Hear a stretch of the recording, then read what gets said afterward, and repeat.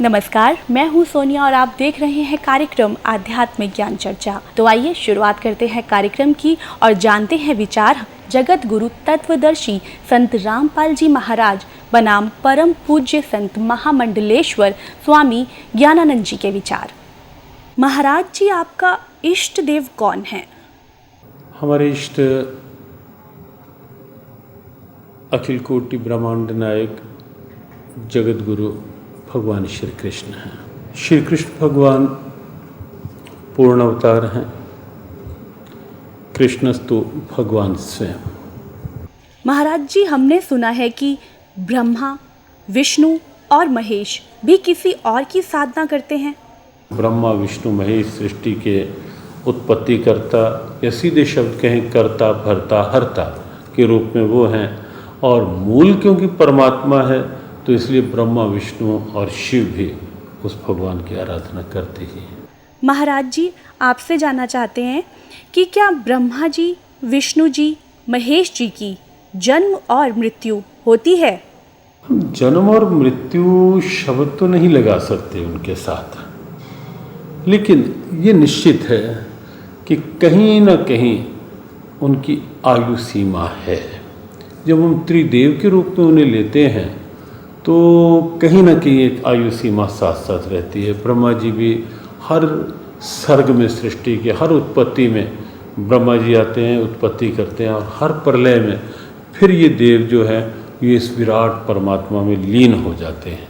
तो इसलिए जन्म और मृत्यु शब्द नहीं, सर्ग और उसके पश्चात उस विराट परमात्मा में एक रूपता, लय होने की स्थिति वो साथ साथ है। तो ये थे स्वामी ज्ञानानंद जी के विचार। और आइए अब जानते हैं आदरणीय इस्कॉन प्रमुख महंत दास जी के विचार। क्या ब्रह्मा, विष्णु, महेश भी किसी और इष्ट की साधना करते हैं? देखिए, ये तीनों के तीनों भगवान श्री कृष्ण का ही स्मरण करते हैं। प्रभु जी, यहाँ मैं जानना चाहूंगी कि ब्रह्मा, विष्णु, महेश की भी मृत्यु होती है? वो एक विशिष्ट मूर्ति है। ब्रह्मा, विष्णु और जो शंकर हैं, ब्रह्मा की तो मृत्यु होती है, उनका भी जीवन काल है। तो कहने का तात्पर्य ये है कि भगवान चाहे ब्रह्मा हो, विष्णु हो, महेश हो, इनकी भी मृत्यु संभव है? नहीं, विष्णु की मृत्यु नहीं होती है और शंकर भी अमर हैं। ब्रह्मा, इन तीनों गुणों में जो ब्रह्मा का रिप्रेजेंटेशन है, शास्त्रों के आधार पर यह निश्चित किया गया है कि उनका समय निश्चित है। प्रभु जी, आपसे जानना चाहेंगे कि गीता जी के 18वें अध्याय के 62वें श्लोक में गीता बोलने वाला भगवान अर्जुन को पूर्ण मोक्ष प्राप्ति के लिए अपने से किस अन्य भगवान की शरण में जाने को कह रहा है? वह परमेश्वर कौन है? कृष्ण के अतिरिक्त कोई भगवान ही नहीं है। वो कह रहे हैं कि हृदय देशे अर्जुन तिष्ठति, ओ ईश्वर, ओ परमेश्वर, ओ श्री कृष्ण, ओ मैं तुम्हारे हृदय में विराजमान हूँ। कहाँ भटकता है, कहाँ देखेगा? कृष्ण के अतिरिक्त कोई भगवान ही नहीं है। ये थे आदरणीय इस्कॉन प्रमुख महंत दास जी के विचार। और आइए अब जानते हैं जगत गुरु तत्वदर्शी संत रामपाल जी महाराज के विचार। दंडवतम गोविंद गुरु बंधु अविजन सोए, पहले भये प्रणाम तिन नमो जो आगे होए। ये कृष्ण भगत, ये गुरु नकली कृष्ण जी के उपासक भ्रमित कर रहे हैं समाज को। कहते हैं कृष्ण ही तत्व है, श्री कृष्ण ही सब कुछ है, ये परम तत्व है, अविनाशी तत्व है। और फिर उसे प्रश्न किया, क्या ब्रह्मा, विष्णु, महेश नासवान है? कहाँ, ब्रह्मा, विष्णु, महेश का जन्म मृत्यु तो नहीं कह सकते। सर्ग के बाद फिर उनका पूर्ण परमात्मा में विलीन हो जाते हैं और फिर सर्ग के बाद वापस आ जाते हैं। फिर प्रश्न किया कि ब्रह्मा, विष्णु, महेश किसकी साधना करते हैं? कहते उस पूर्ण परमात्मा की साधना करते हैं। अरे विष्णु जो पूर्ण परमात्मा की साधना करते हैं तो फिर अखिल ब्रह्मांड का नायक हो गया यूँ। और यहाँ चौथे अध्याय के 34वें श्लोक में जो एंड वेंड कर रहे हैं, बुआ बाई बक रहे हैं कि कृष्ण ही तत्व है, तत्व ही परमात्मा है, कृष्ण ही अविनाशी है, तत्व ही अविनाशी है। परमात्मा कहते हैं सटदल उआ बाई बकदा, ये उआ बाई बकते इनको कोई ज्ञान नहीं है, भ्रमित करें, पूरे मानव समाज को बर्बाद करें।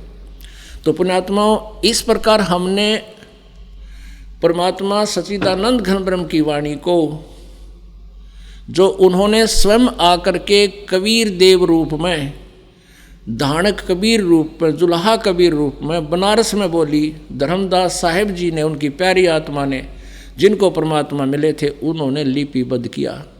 उसके अंदर ये विशेष रहस्य और सब ज्ञान प्रमाणित है। सब प्रकार के यज्ञ कौन से करने चाहिए, कौन से ना करने चाहिए, और कौन सी साधना सही है, वो सब स्पष्ट लिखा हुआ है। आज इस दास के पास वो सब मसाला उपलब्ध है, वो जड़ी उपलब्ध है, जिससे जन्म और मृत्यु का रोग कटेगा और सदा हम सतलोक में जाकर सुखी रहेंगे। उसको प्राप्त करो, अपना कल्याण कराओ। गीता जी अध्याय नंबर 4 के श्लोक नंबर 32 में कहा है कि वो सच्चिदानंद घन ब्रह्म की वाणी में ये धार्मिक यज्ञों यानी अनुष्ठानों का विस्तृत उल्लेख है, और उनको जानने के बाद फिर कर्म बंधन से सर्वथा मुक्त हो जाएगा।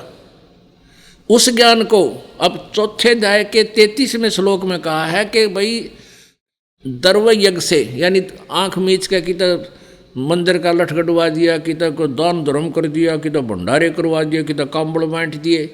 कहते हैं आंखें बंद करके दर्व यज्ञ करने की अपेक्षा वो ज्ञान यज्ञ श्रेष्ठ है।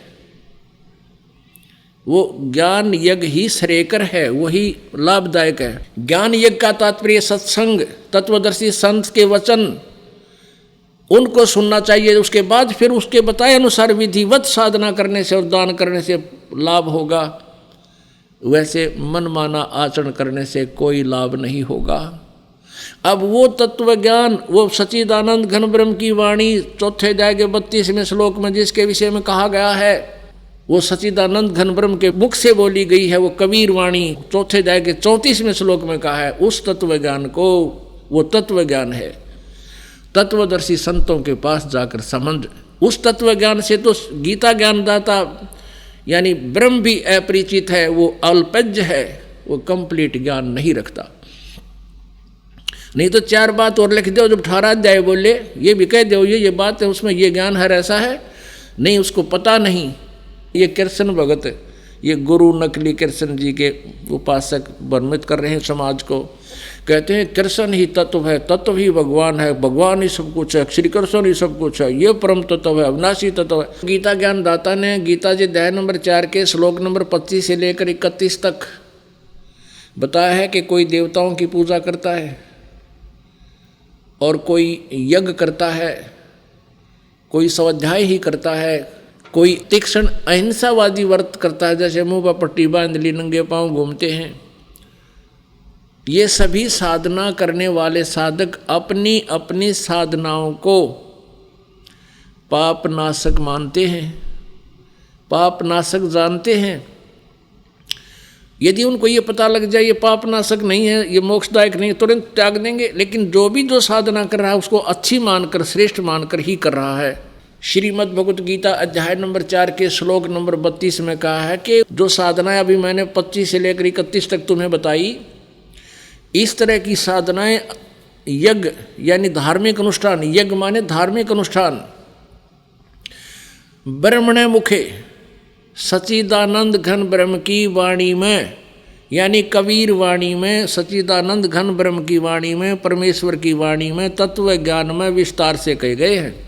उनको जानने के बाद फिर पूर्ण रूप से सभी पापों के कर्मों के बंधन से मुक्त हो जाएगा। यहाँ गीता अनुवादकों ने अनर्थ कर रखा है, यहाँ ब्रह्मणे मुखे का अर्थ कर दिया वेद की वाणी। नहीं, वेद की वाणी तो काल बोल ही रहा है। और यजुर्वेद अध्याय नंबर 40 के श्लोक नंबर 10 से लेकर 13 में कि वेद ज्ञानदाता भी ब्रह्म ही है। ये चारों वेद जो परमात्मा ने दिए थे वो अपने पुत्र ब्रह्मा को दिए हैं। इसमें स्वयं ये बीच में वक्ता भी बना है। ये कहता है कि उस परमात्मा के बारे में कोई संभवात माने जन्म लेने वाला, कोई असंभवात जो जन्म नहीं लेता, निराकार बताते हैं। उसके विषय में भी तत्वदर्शी संतों से पूछो, वही वास्तविकता बताएंगे। परमात्मा साकार है व निराकार। और यजुर्वेद अध्याय नंबर 40 के श्लोक नंबर 10 से लेकर 13 में ये भी स्पष्ट किया है।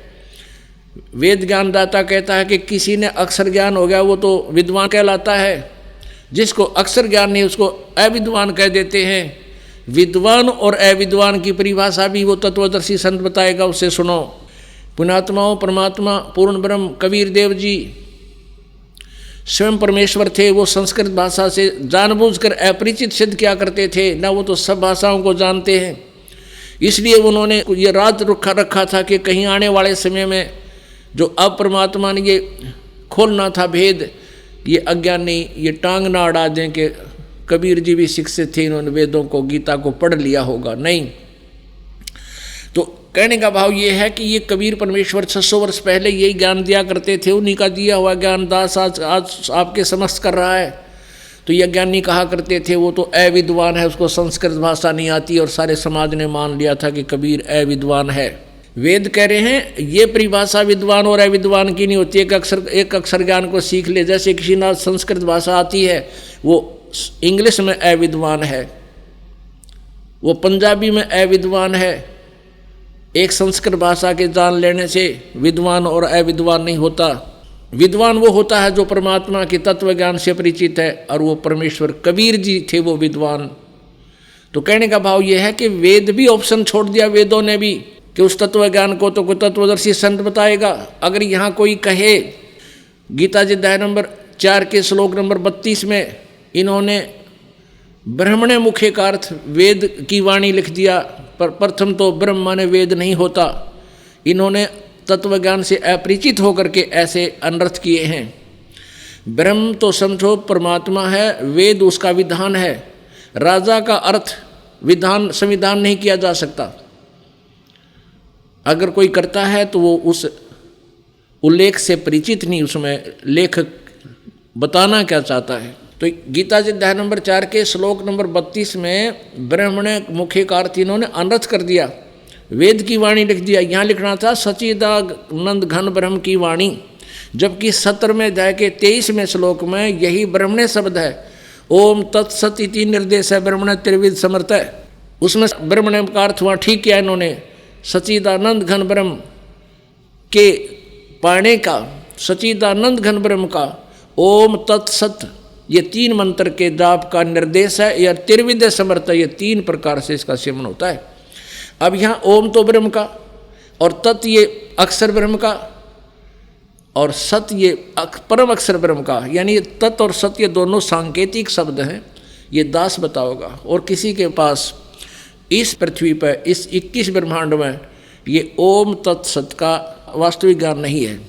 ओम तो सीधा ब्रह्म का, तत् ये पर ब्रह्म का, इसको अक्षर पुरुष भी कहते हैं। गीता जी अध्याय नंबर 15 के श्लोक नंबर 16 में क्षर पुरुष और अक्षर पुरुष ये 2 भगवान बताए हैं। और 17वें में कहा कि इन दोनों से अन्य कोई श्रेष्ठ परमात्मा है, वही वास्तव में अविनाशी है, वही पूर्ण परमात्मा है, वो सबका धारण पोषण वही करता है, सबका मालिक, कुल का वो मूल रूप परमात्मा वही है, वो परम अक्षर ब्रह्म है।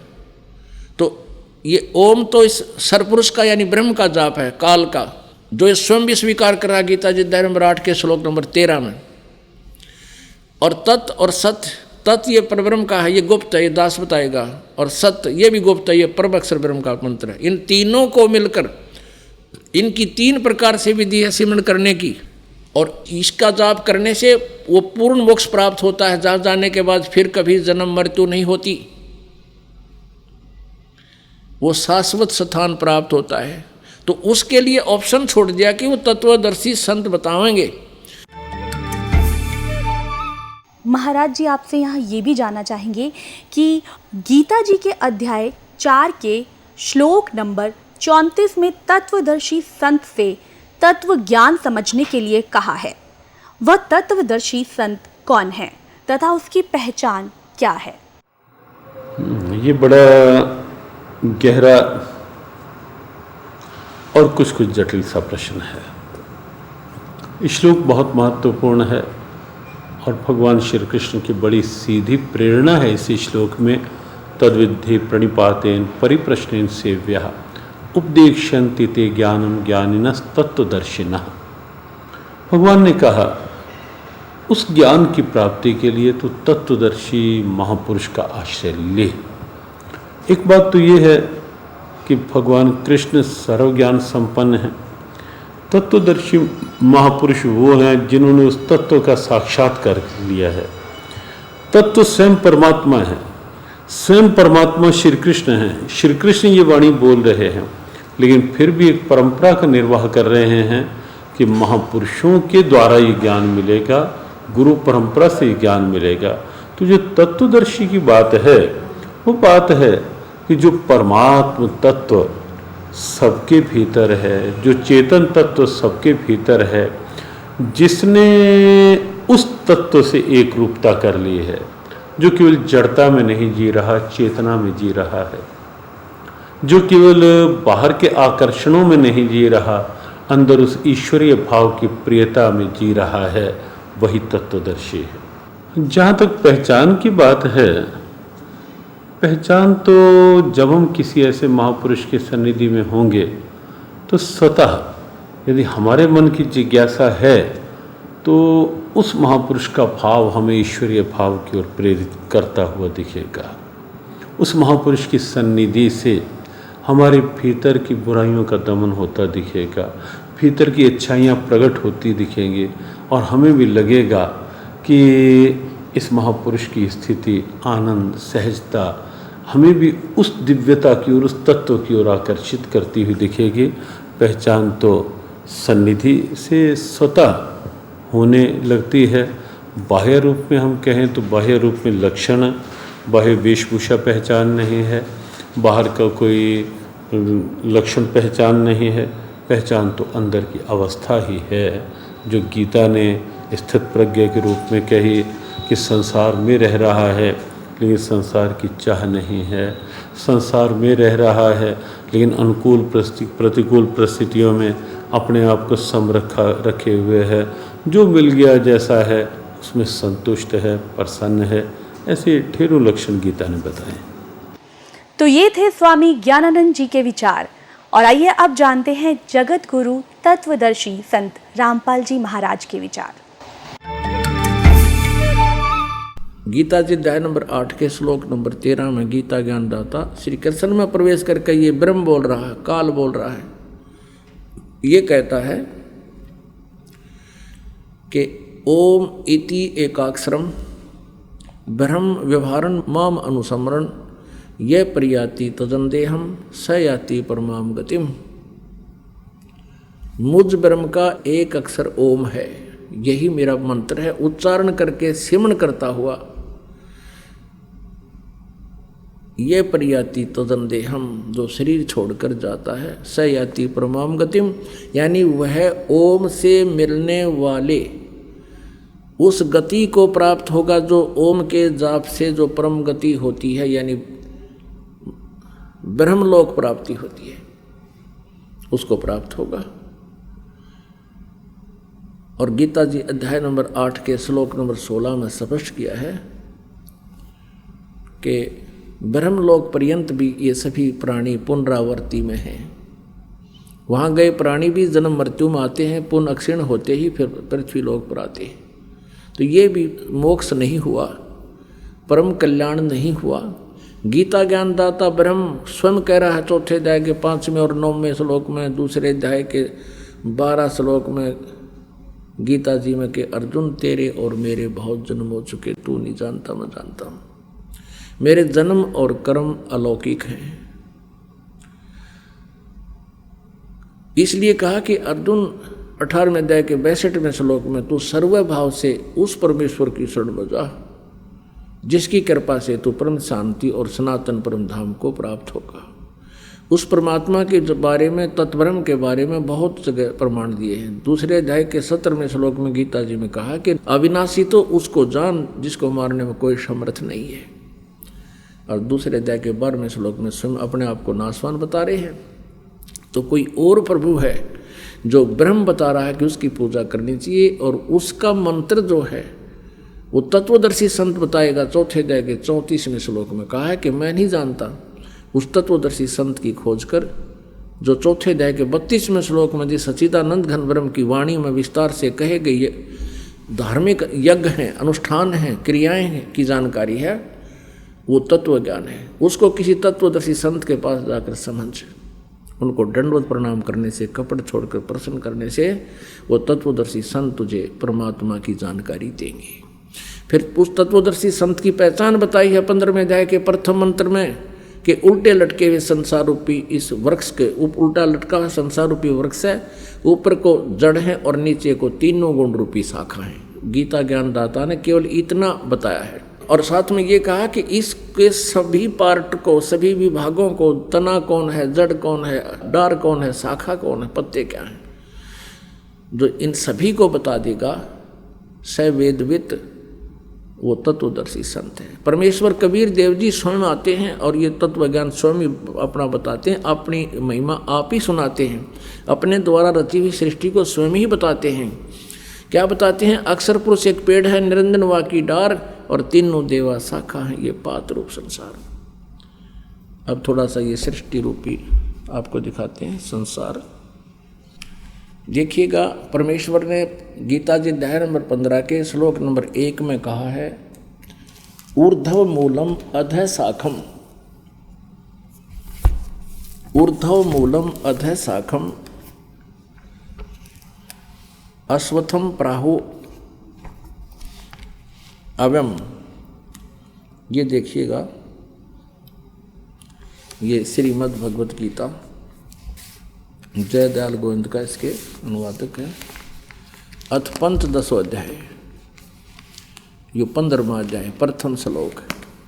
ऊर्ध्व मूलम अधः शाखम अश्वत्थम प्राहु अव्यम छंदासी यस्य पर्णानि ये तम वेद स वेदवित। अनुवाद करता कर रहा है, आदि पुरुष परमेश्वर मूल वाले, यानी आदि पुरुष परमेश्वर तो इसकी जड़ समझो भगवान पूर्ण पेड़ की, संसार रूपी वृक्ष की, और अधः शाखम ब्रह्मा रूप मुख्य शाखा वाले। ये गलत अनुवाद किया है, अधः माने नीचे होता। देखिएगा, ये इन्हीं के द्वारा दूसरे श्लोक में 15वें अध्याय के में 2 बार अधः शब्द है, इसका यहाँ अनुवाद किया है। अधः माने नीचे, अधः माने नीचे, ये बिल्कुल सही कहा किया। और यहाँ ये विचलित हो गए, ब्रह्मा नागड़ाएँ रखे हैं, इसने प्रजापति माना है। अब क्या है? ऊर्ध्व मूलम, ऊपर को तो जड़ वाला, नीचे को शाखा वाला, अधः शाखम, नीचे को शाखा वाला, और संसार रूपी पीपल के वृक्ष को अविनाशी कहते हैं। वेद जिसके पत्ते कहे गए, ये छंदासी, ये छंदासी का अर्थ वेद कर दिया ना। छंद माने विभाग, टुकड़े। उस संसार रूप वृक्ष को जो पुरुष, जो संत मूल सहित तत्व से जानता है, स वेदवित, वह वेद के तात्पर्य को जानने वाला, अर्थात वो तत्वदर्शी संत है। अब देखियो, भगवान आए थे तत्वदर्शी संत बन के। पुण्यात्माओं, गीता जी अध्याय नंबर 15 के श्लोक नंबर 1 में स्पष्ट कर दिया कि ऊर्ध्व मूलम अधः शाखम प्राहु अश्वत्थम अव्यम और छंदासी यस्य पर्णानि ये तम वेद स वेदवित। अब क्या बताया है कि उस संसार रूपी वृक्ष के ऊपर न तो जड़ तो मूल मालिक है, कुल परमात्मा समझो, जिससे सारे ब्रह्मांडों को आहार मिलता है, वो सब का धारण पोषण करता है, वो परमात्मा तो समझो संसार रूपी वृक्ष की जड़ है। और नीचे को तीनों गुण, रजगुण ब्रह्मा, सतगुण विष्णु, तमगुण शिव जी रूपी शाखाएं हैं। और जो संत इनके सभी पार्ट्स को, सभी विभागों को बता देगा, तना कौन है, मूल कौन है, टार कौन है, और पत्ते कौन, शाखा कौन, सवेदवित, वो तत्वदर्शी संत है। परमेश्वर ने 600 वर्ष पहले बताया था। देखिएगा, ये अब संसार रूपी वृक्ष का चित्र। ऊर्ध्व मूलम अधः शाखम, ऊपर को जड़ वाला, जड़ तो समझो पूर्ण परमात्मा परम अक्षर ब्रह्म है, और नीचे को शाखा वाला। परमात्मा ने कहा अक्षर पुरुष एक पेड़ है, ये समझो इतना। पृथ्वी से बाहर जो दिखाई देता है उसको पेड़ कहते हैं। ये अक्षर पुरुष तना है, ये तो अक्षर पुरुष है। जिसे गीता जी अध्याय नंबर 15 के श्लोक नंबर 16 और 17 में 3 पुरुष बताए हैं। एक अक्षर पुरुष, एक ये सर पुरुष यानी ज्योति निरंजन डार, और एक परम अक्षर ब्रह्म है, उत्तम पुरुषत्वन्य, ये जड़ है, ये परम अक्षर ब्रह्म है, ये मूल मालिक है, पूर्ण परमात्मा, आदि पुरुष परमेश्वर। तो इस संसार रूपी वृक्ष की जड़ समझो। तो क्या बताया परमात्मा ने कि अक्षर पुरुष एक पेड़ है और ज्योत निरंजन हुआ की डार, इसको सरपुरुष भी कहते हैं, ब्रह्म भी कहते हैं, इसको काल भी कहते हैं। इसको डार समझो, सरपुरुष सरब्रह्म अर्थात सरपुरुष, इसको काल ब्रह्म भी कहते हैं, इसको सरपुरुष भी कहते हैं। ये अक्षर पुरुष कहलाता है। और तीनों देवा शाखा है, बाई पात रूप संसार। परमेश्वर ने 15वें अध्याय को गीता जी को इस एक ही अपनी अमृतवाणी के एक ही लोकोक्ति में, एक ही दोहे में स्पष्ट कर दिया है। कबीर अक्षर पुरुष एक पेड़ है, निरंजन वाकी डारे, तीनों देवा शाखा है, पाते रूप संसार। अब ये इतना बताया कि अक्षर पुरुष एक पेड़ है, निरंजन ये काल समझो, ये एक इसकी एक डार है, और इसके 3 पुत्र, ये 3 शाखाएं हैं, रजगुण ब्रह्मा, सतगुण विष्णु, तमगुण शिव जी, और आप जी यहाँ पर हैं, हम यहाँ पर हैं आगे। अब ध्यान करना, हम यहाँ पर हैं आगे। अपने आत्माओं, श्रीमद् भगवत गीता अध्याय नंबर 15 में ये स्पष्ट कर दिया कि ऊपर को जड़ वाला, नीचे को तीनों गुण रूपी शाखा वाला, ये उल्टा लटका हुआ एक संसार रूपी वृक्ष है। जड़ तो समझो परम अक्षर ब्रह्म है, ये पूर्ण परमात्मा है, और नीचे की तीनों गुण रूपी शाखा बता दी काल ने, और कुछ नहीं बताया। ऊपर न जड़ है ऊर्ध्वमूलम, और नीचे को तीनों गुण रूपी शाखा है। ये देखिएगा, यही श्रीमद् भगवत गीता, फिर देखिएगा। ये आप पढ़ रहे हैं, अभी आपने 15वें अध्याय का प्रथम मंत्र पढ़ लिया। जो संत इस संसार रूपी वृक्ष को मूल सहित जड़ते लेकर पत्याते कति सही बता देगा, स वेदविद, वह वेद के तात्पर्य को जानने वाला। आगे देखना 2 में क्या कहा है कि उस संसार वृक्ष की तीनों गुण रूप है, जल से बड़ी हुई नहीं, तीनों गुण रूप है। विषय पर वाला, ये भी देख लियो साथ में, विषय पर वाला शाखा, ये विषय विकारों वाली तीनों गुण रूपी शाखाएं हैं। इसका सीधा सा अर्थ बनता है, इनने तो और कुछ लिख रखा है। वो नीचे और ऊपर फैली हुई है मनुष्य लोक में, कर्मों के बंधन में, कर्मानुसार बांधने वाली, जैसा जिसका कर्म है उस तरह रोके रखने वाली की भी ये मुख्य कारण है। मूलानी, ये तीनों गुण, रजगुण ब्रह्मा, सतगुण विष्णु और तमगुण शिव जी, ये जीवों को कर्मानुसार यहाँ बांधे रखती हैं, यहाँ फंसाए रखते हैं। ऊपर और नीचे व्यापत हो रही हैं तीनों, यानी ब्रह्मा विष्णु महेश जी की जो स्थिति है, इनका जो प्रभुता है इस पृथ्वी लोक पर, नीचे पाताल लोक पर और ऊपर स्वर्ग लोक पर, इनमें एक एक विभाग के मंत्री हैं। ये रजगुण विभाग के ब्रह्मा जी, सतगुण विभाग के विष्णु जी, तमगुण विभाग के शिव जी। अब हमने ये देखना है कि रजगुण ब्रह्मा है, सतगुण विष्णु, तमगुण शिव जी, तब हम इस पवित्र सदग्रंथ गीता जी को समझ पाएंगे। इसके लिए हम आप सहयोग लेंगे पवित्र श्रीमद् देवी भागवत दुर्गा पुराण का, संस्कृत सहित, ये हिंदी टीका सहित। ये कहाँ से छपी है?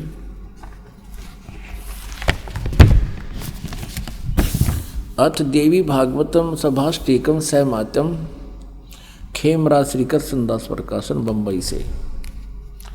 हम आते हैं तीसरे स्कंद में। ये है अथ श्रीमद् देवी भागवते भाषा टीका युक्ते, तृतीय स्कंद है प्रारंभते। अब आज के यहाँ पर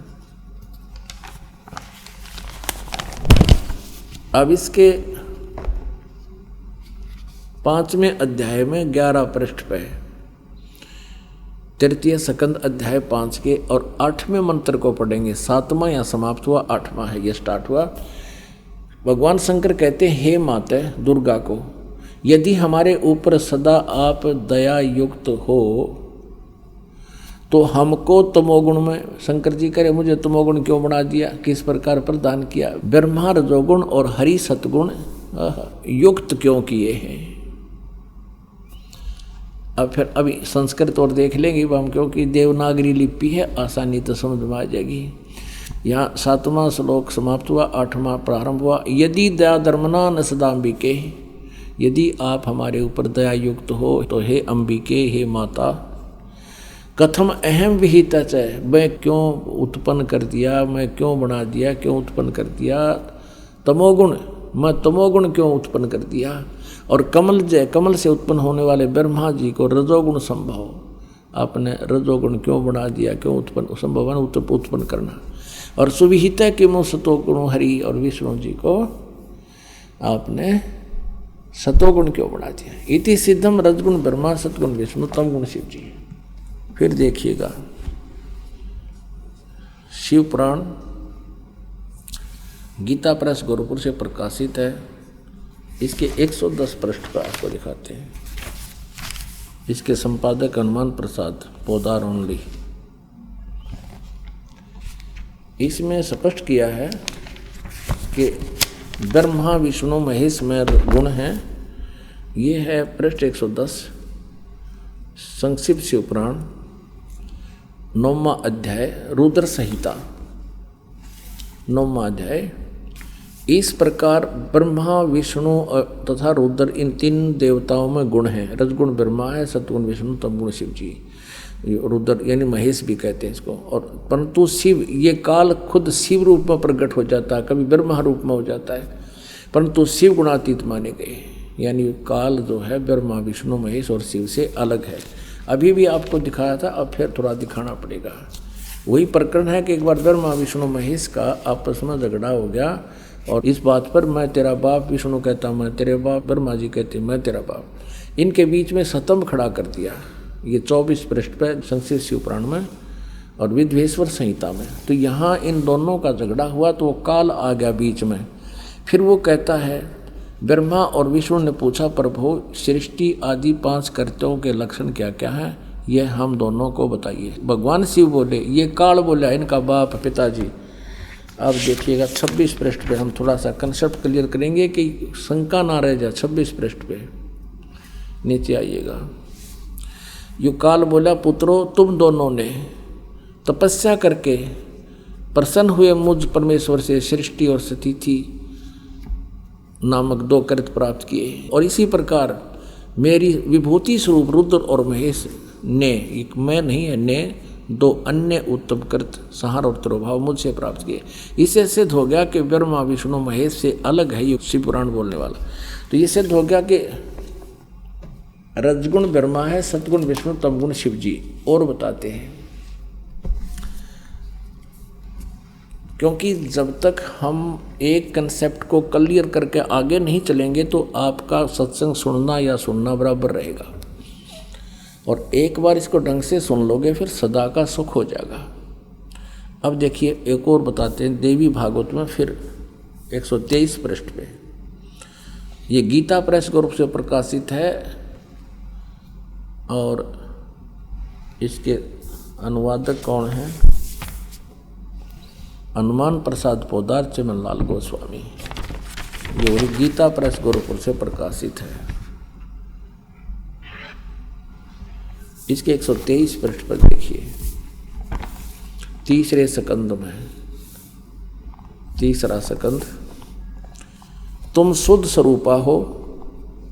भगवान विष्णु कह रहे तुम शुद्ध स्वरूपा हो, ये सारा संसार तुम्हीं से उद्भासित हो रहा है। मैं ब्रह्मा और शंकर हम सभी तुम्हारी कृपा से विद्यमान हैं। हमारा आविर्भाव मन जन्म और तिरोभाव बिन मृत्यु हुआ करता है। केवल तुम ही नित हो, जगत जननी हो, प्रकृति और सनातनी देवी हो। स्पष्ट है, विष्णु जी स्वयं कह रहे हैं हमारा तो जन्म और मृत्यु होता है, हम अविनाशी नहीं हैं और तू हमारी माता है। शंकर भगवान बोले, देवी यदि महाभाग विष्णु तुम्ही से प्रकट हुए हैं तो उनके बाद उत्पन्न होने वाले ब्रह्मा भी तुम्हारे ही बालक हुए। फिर मैं तमोगुणी लीला करने वाला शंकर क्या तुम्हारी संतान नहीं हुआ? अर्थात मुझे भी उत्पन्न करने वाली तुम ही हो शिवे। संपूर्ण संसार की सृष्टि करने में तुम बड़ी चतुर हो। इस संसार की सृष्टि, स्थिति और संहार में तुम्हारे गुण सदा समर्थ हैं। उन्हीं तीनों गुणों से उत्पन्न रजगुण ब्रह्मा, सतगुण विष्णु, तमगुण शंकर नियमानुसार कार्य में तत्पर रहते हैं। इन तीनों गुणों से उत्पन्न अपनात्माओं, इस पवित्र पुराण के इन चंद पंक्तियों ने इस पवित्र देवी पुराण की चंद पंक्तियों ने ये 4 कंसेप्ट क्लियर कर दिए। एक तो ब्रह्मा विष्णु महेश नासवान हैं, ये अजर व अमर नहीं है। दूसरा ये कर दिया कि दुर्गा इनकी माता है। तीसरा ये कर दिया कि ये रजगुण ब्रह्मा, सतगुण विष्णु, तमगुण शिव जी। और चौथा ये कर दिया कि केवल जैसा जिसका कर्म है उतना ही दे सकते, ये कोई परिवर्तन नहीं कर सकते। अब हमने इसको समझने के लिए गीता जी को सबसे पहले ये कंसेप्ट क्लियर होना चाहिए कि रजगुण ब्रह्मा है, सतगुण विष्णु, तमगुण शिव जी। तब ये, क्योंकि गीता जी चारों वेदों के संक्षिप्त वर्णन है इसमें और कोड वर्डों में है। इसको तत्वदर्शी संत बताओगा, ये गीता ज्ञानदाता स्वयं कह चुका है। अब देखिएगा मार्कंडेय पुराण में, मार्कंडेय पुराण सचित्र मोटा टाइप, गीता प्रेस गोरखपुर से प्रकाशित है। इसके 123 पृष्ठ पर देखिएगा। इस प्रकार स्वयंभू परमात्मा की 3 अवस्थाएं हैं। रजगुण प्रधान ब्रह्मा, तमोगुण प्रधान रुद्र, सत्व प्रधान विश्वपालक विष्णु है। और यही 3 देवता हैं और यही 3 गुण हैं।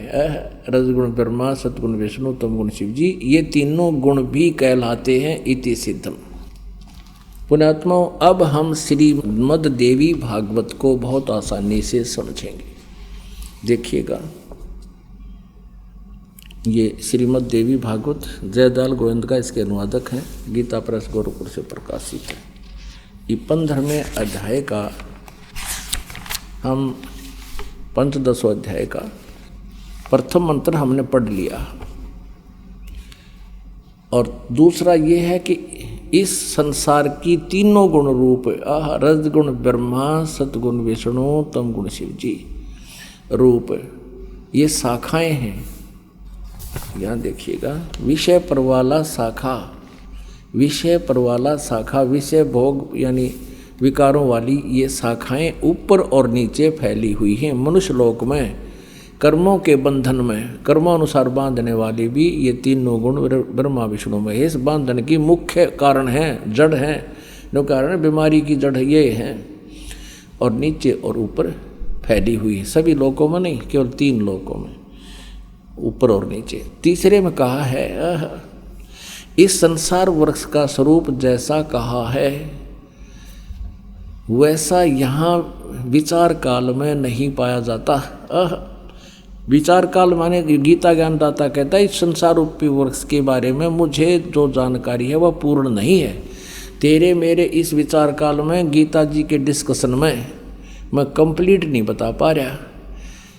इस संसार रूपी वृक्ष का स्वरूप अर्थात ब्रह्मांड की सृष्टि रचना के बारे में जैसा कहा है वैसा यहाँ विचार काल में यानी गीता जी के ज्ञान में नहीं पाया जाता, क्योंकि न तो इसका आदि है, मुझे इसका आदि और अंत का पता नहीं है, और न इसकी अच्छी तरह प्रकाशित थी है, क्योंकि मैं नहीं जानता। इसलिए इस सुविरुद्ध मूलम अहमता ममता वासना नहीं, अति दृढ़ मूल वाले यानी अविनाशी परमात्मा रूपी तो जड़ है, वो तो अविनाशी है, कभी नाश में आता नहीं। वो दृढ़ मूल माने अविनाशी परमात्मा रूपी मूल वाले संसार रूपी पीपल के वृक्ष को दृढ़ेन माने दृढ़, असंख्य शस्त्रेण इन वैराग रूप शस्त्र द्वारा काट कर नहीं, तत्व ज्ञान रूपी शस्त्र द्वारा काट कर यानी तत्व ज्ञान से अच्छी तरह समझकर उसके पश्चात ये चौथा श्लोक में स्पष्ट कर दिया। उसके पश्चात उस परम पद रूप परमेश्वर को भली भांति खोजना चाहिए, जिसमें गए हुए पुरुष यानी साधक फिर लौटकर संसार में कभी नहीं आते, और जिस परमेश्वर से इस पुरातन संसार वृक्ष की प्रवृत्ति विस्तार को प्राप्त हुई है, जिसने सारे ब्रह्मांडों की रचना की है जिस भगवान ने, और उसी आदि पुरुष नारायण के मैं शरण हूँ, इस प्रकार दृढ़ निश्चय करके उसी परमेश्वर का मनन और निधि ध्यान करना चाहिए। यानी पद माने पूजा कर, गीता ज्ञानदाता कहता उसी की पूजा करनी चाहिए, जहाँ जाने के बाद फिर लौटकर संसार में कभी नहीं आते। पुण्यात्माओं, प्रसंग चला था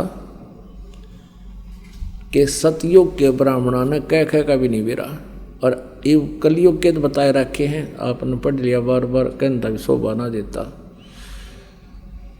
और सतयुग के ब्राह्मणों की ये स्थिति है कि वो दुर्गा की पूजा करते थे और वेद के पूर्ण विद्वान माने जाते थे। ओए होए, दुर्गा कहती है नहीं, मेरी पूजा भी छोड़ दो, ब्रह्म की साधना करो, उसका ओम नाम है, ब्रह्मलोक में रहता है, वहाँ चले जाओगे। और ब्रह्म कहता है कि नहीं, मैं भी नासवान हूँ, मेरे भी जन्म मृत्यु होते हैं और तेरे भी जन्म मृत्यु होते हैं। 15वें अध्याय का 1 से लेकर 4 में स्पष्ट कर दिया कि तू तत्वदर्शी संत से ये ज्ञान प्राप्त करके और फिर उसके पश्चात परमेश्वर के उस परम पद की खोज करनी चाहिए, जहाँ जाने के बाद फिर कभी जन्म मृत्यु नहीं होती। अब देखो गीता जी अध्याय नंबर 4 का श्लोक नंबर 5 और 9 दिखाते हैं आपको। अध्याय नंबर 4 और ये श्लोक नंबर 5 यहाँ पर है। इसका अनुवाद यहाँ किया है इन्होंने। हे परंतम अर्जुन, मेरे और तेरे बहुत जन्म हो चुके हैं। हे परंतम अर्जुन, मेरे और तेरे बहुत से जन्म हो चुके हैं, उन सबको तू नहीं जानता, मैं जानता हूँ। अब 9 में, ये चौथे अध्याय का 9वां। हे अर्जुन, मेरे जन्म और कर्म दिव्य अर्थात अलौकिक हैं। अध्याय नंबर 2 का श्रीमद् भगवद गीता और 12 श्लोक है। न तो ऐसा ही है कि मैं किसी काल में नहीं था, अथवा तू नहीं था, अथवा ये राजा लोग नहीं थे, और न ऐसा ही है कि इससे आगे हम सब नहीं रहेंगे। स्पष्ट हो गया। ये गीता ज्ञानदाता कहता है कि हम पहले भी थे, ना सोचा पहले ना थे, आगे ना होंगे, आगे भी होंगे, जन्म मृत्यु हमारे होते रहेंगे। अब 17वें श्लोक में, दूसरे अध्याय का 17वां श्लोक देखिएगा। इसमें कहा कि नाश रहित तो उसको जान, जिससे ये संपूर्ण जगत दृश्य वर्ग व्याप्त है, इस अविनाशी का विनाश करने में कोई भी समर्थ नहीं है। और 18वें अध्याय के 62वें श्लोक में इसीलिए कहा कि अर्जुन तू सर्वभाव से उस परमेश्वर की शरण में जा। 18वां का है 62वें श्लोक में, हे अर्जुन सब प्रकार से उस परमेश्वर की शरण में जा। सब प्रकार माने सबकी पूजाएं त्याग कर उसकी शरण में जा। उस परमात्मा की कृपा से ही तू परम शांति को तथा सनातन परम धाम को प्राप्त होगा, फिर तेरी जन्म मृत्यु नहीं होगी। पुण्यात्मा, कुछ भक्त जन ये समझते हैं कि संत रामपाल जो है ब्रह्मा विष्णु महेश की जो है ना आलोचना करता है। नहीं, और ये भी कहते हैं कि ब्रह्मा विष्णु महेश जी की पूजाएं छुड़वाता है। पुण्यात्मा, ना तो कुछ छोड़ना है, हमने अपनी साधना को शास्त्र अनुकूल करना है, जो हमारे सदग्रंथों में लिखा, जिससे हमें लाभ होगा। जैसे संसार रूपी एक वृक्ष है, अभी आपने देखा, और पुण्यात्मा आप जी ने कोई आम का पेड़ बोना है, आप जी ने कोई भक्ति कर्म करना है, आम का पौधा बीजना है, तो कैसे बीजोगे? उसको जड़ की तरफ से गमले में तो पौधा बनाओगे और फिर मिट्टी में भी गड्ढा खोद कर जड़ की तरफ से लगाओगे, और फिर जड़ की सिंचाई करोगे, मूल की, जड़ों की। तो जड़ की यानी मूल की सिंचाई करने से संसार रूपी ये पौधा बड़ा होगा और फिर टहनियाँ के फल होंगे, लगेंगे। परमात्मा कहते हैं अक्षर पुरुष एक पेड़ है, निरंजन वा की डार, और तीनों देवा शाखा हैं, ये पात रूप संसार। अब देखिएगा, सीधा बीजा हुआ लगाया हुआ भक्ति रूपी पौधा, ये है एक पौधे को बीजने का प्रॉपर वे, सुचारू विधि ये है। नीचे को जड़ है, जड़ को मिट्टी में या गमले में पौधा बनाया है, फिर इसको गड्ढा खोद कर मिट्टी में डाला जाए और फिर जड़ की पूजा करे फिर इससे क्या होगा कि ये सब टहनियाँ बढ़ जाएंगी, ये देवता। आहा। और हम क्या कर रहे हैं, हम उल्टा कर रहे हैं। हमने ब्रह्मा विष्णु महेश यानी टहनियों की तब पूजा शुरू कर दी और जड़ की पूजा छोड़ दी। हमने साधना शास्त्र विरुद्ध शुरू कर रखी है। और परमात्मा यही कहा करते, ये दास भी यही कहता है, परमेश्वर कहा करते थे कि इसको ऐसे कर लो। एक साध्य सब सदे है, सब साध्य सब जावे। सब साधन थे सारा नष्ट हो गए थे, पौधा उगना ही नहीं, लगना ही नहीं। एक साध्य सब सदे, एक की साधना करने से सारा पौधा प्रफुल्लित हो जाएगा। और सब साध्य सब जावे, माली यानी समझदार व्यक्ति जो सही प्रोसीजर से परिचित है। माली सिंचे मूल को हो, वो फल फूल गोए। कितने सिंपल वे में बताया परमात्मा ने कि एक के साध्य सब सद है, यानी पूरा काम हो जाएगा एक मूल भगवान की पूजा करने से। और सब साध्य सब जावे, ये तो नाश कर दिया भक्ति का। हम ऐसा कर रहे हैं, सचमुच ऐसी साधनाएं कर रहे हैं, गीता और वेदों के अनुसार ना करके मनमुखी साधनाएं कर रहे हैं। ये कृष्ण भगत, ये गुरु नकली कृष्ण जी के उपासक भ्रमित कर रहे हैं समाज को। कहते हैं कृष्ण ही तत्व है, श्री कृष्ण ही सब कुछ है, ये परम तत्व है, अविनाशी तत्व है। और फिर उसे प्रश्न किया, क्या ब्रह्मा विष्णु महेश नाशवान है? हाँ, ब्रह्मा विष्णु महेश का जन्म मृत्यु तो नहीं कह सकते, स्वर्ग के बाद फिर उनका पूर्ण परमात्मा में विलीन हो जाते हैं और फिर स्वर्ग के बाद वापस आ जाते हैं। फिर प्रश्न किया कि ब्रह्मा विष्णु महेश किसकी साधना करते हैं? कहते उस पूर्ण परमात्मा की साधना करते हैं। अरे विष्णु जो पूर्ण परमात्मा की साधना करते हैं तो फिर अखिल ब्रह्मांड का नायक हो गया यूँ। और यहाँ चौथे अध्याय के 34वें श्लोक में जो एंड वेंड कर रहे हैं, बुआ बाई बक रहे हैं कि कृष्ण ही तत्व है, तत्व ही परमात्मा है, कृष्ण ही अविनाशी है, तत्व ही अविनाशी है। परमात्मा कहते हैं सटदल उआ बाई बकदा, ये उआ बाई बकते इनको कोई ज्ञान नहीं है, भ्रमित करें, पूरे मानव समाज को बर्बाद करें।